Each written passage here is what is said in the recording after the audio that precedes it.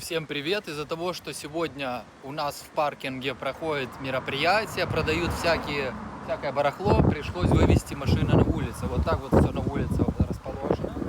Уличка вот себе уже тут такая пыль заходит. Тут уже себе поставила вот это, чтобы от солнца. Ну и самое главное, давайте я вам покажу кое-что. Вы посмотрите, вот насколько машина новая, да? Смотрите, даже эти резиночки, не резиночки, а пленочка еще целая. Так что подписывайтесь, задавайте свои вопросы. Это жизнь в домах на колесах.